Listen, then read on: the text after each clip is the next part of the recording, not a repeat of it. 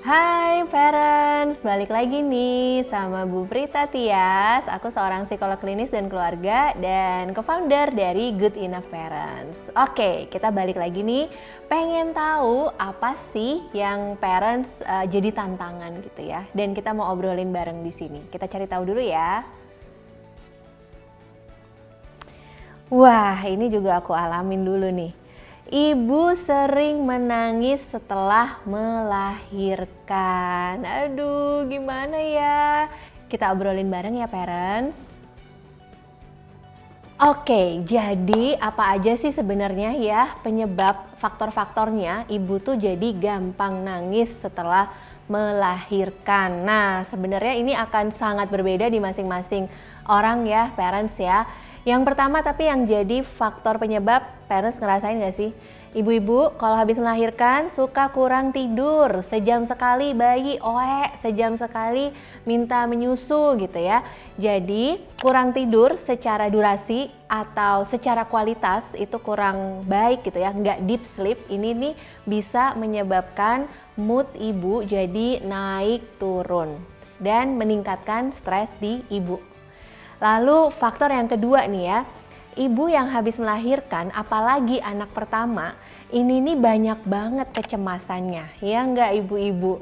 Cemas nanti apakah ASIku lancar atau enggak, cemas kalau misalnya bulan depan nih ke dokter, berat badan anakku naik apa enggak, belum lagi cemas dengan menanggapi omongan-omongan dari sekitar. Nah, kecemasan ini yang akhirnya membuat ibu emosinya jadi gampang merasa nggak nyaman, terus nangis deh. Faktor yang ketiga adalah kurangnya support system di rumah. Support system ini bisa jadi dari pasangan, bisa jadi nggak ada yang bantuin bersih-bersih, nggak ada yang bantuin cuci, dan lain-lain sehingga ibu merasa kelelahan. Nah, support system bukan cuman bantuan yang fisik gitu ya, parents ya, tapi juga support system yang memahami ibu tanpa ngejudge gitu ya, tanpa melabel ibu. Yang paham banget kalau ya wajar sih rasanya kayak gitu ya. Jadi 3 itu deh antara lain faktor penyebab ibu jadi gampang nangis setelah melahirkan.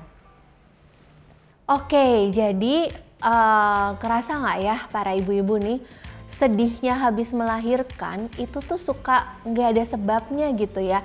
Kalau kita ditanya, kamu ngapain sih nangis? Bukannya kamu harusnya bersyukur ya anakmu sehat? Nggak tahu, tapi kayak pengen nangis aja gitu ya. Oke, nah jadi kalau kondisinya kayak gitu, apa nih yang harus dilakukan ya kalau ibu jadi sering nangis tanpa alasan? Nah, yang pertama nih parents, kita perlu meluapkan ini gitu ya, mengungkapkan ini ke orang yang kita percaya. Jadi istilahnya tuh katarsis gitu ya.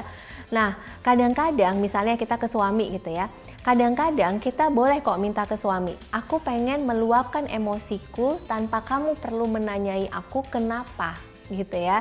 Tapi aku cuman pengen nangis aja. Aku belum mau ditanya atau belum mau dikasih solusi misalnya gitu. Jadi katarsis, kita buang dulu semua emosi negatifnya. Lalu langkah yang kedua, kalau udah kita tumpahkan emosi negatifnya, baru deh kita urai benang kusutnya. Ini parents bisa lakukan dengan pasangan atau dengan bantuan profesional, salah satunya psikolog. Misalnya kalau parents lakukan dengan pasangan gitu ya, nanti akan terurai pelan-pelan apa sih yang sesuatu yang terjadi yang belum sesuai sama ekspektasimu. Nah, apa sih yang sebenarnya membuat kamu merasa begitu kelelahan secara fisik atau secara mental. Nah, itu kita urai benangnya satu persatu. Dan yang ketiga, yang terakhir parents, kalau kita udah urai, kita rumuskan alternatif solusinya. Ya, meskipun nggak bisa ideal-ideal banget ya parents ya. Misalnya, oke, aku yang membuat aku suka nangis tanpa sebab ternyata adalah kurang tidur misalnya. Alternatif solusinya apa nih? Nah, ini pernah aku alamin dulu ya waktu aku baru melahirkan. Ternyata kalau sejam bangun tuh bikin frustasi banget ya. Bisa nggak misalnya ASIku nih aku perah, lalu aku bisa tidur 3-4 jam. Nah, pada saat aku tidur gitu ya, nah bapak deh yang bertugas gitu untuk meminumkan ASI ke bayi menggunakan cup feeder misalnya gitu, sehingga aku dapet tuh tidur 3 jam atau 4 jam. Jadi lebih stabil juga secara emosi. Oke, nah jadi sebenarnya kalau kita ngomong tentang baby blues syndrome itu biasanya dialami sama ibu yang baru melahirkan tapi jangka waktunya nggak lama tuh parents, paling sekitar 2 mingguan gitu ya. Nah jadi bisa jadi masuk ke baby blues, bisa jadi karena faktor stres atau faktor kecemasan lainnya. Nah tapi apakah itu masuk baby blues atau faktor stres lainnya, ini tuh perlu banget untuk segera diatasi. Kenapa?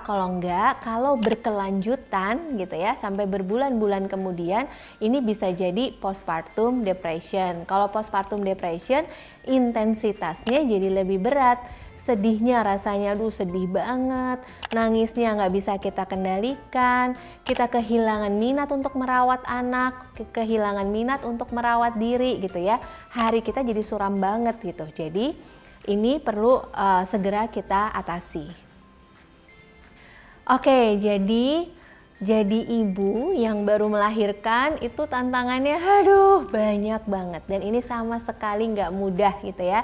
Jadi kita bisa gandengan tangan bareng-bareng nih parents buat belajar apa aja sih kira-kira yang perlu aku siapkan untuk yang belum melahirkan gitu ya, atau yang udah di kondisi ini kira-kira apa yang perlu aku lakukan supaya kondisi nggak makin parah. Nah, kami membuat ulasannya gitu ya tentang perbayian ini gitu ya, seluk-beluk setelah melahirkan ini ada di kelas Montessori for Baby di Good Enough Parents. Nah, di kelas Montessori for Baby ini kita bukan cuman belajar tentang ibu, kesehatan mental, baby blues gitu ya, tapi kita juga belajar tentang perkembangan bayi dan bagaimana mendampingi bayi kita. Selamat belajar parents!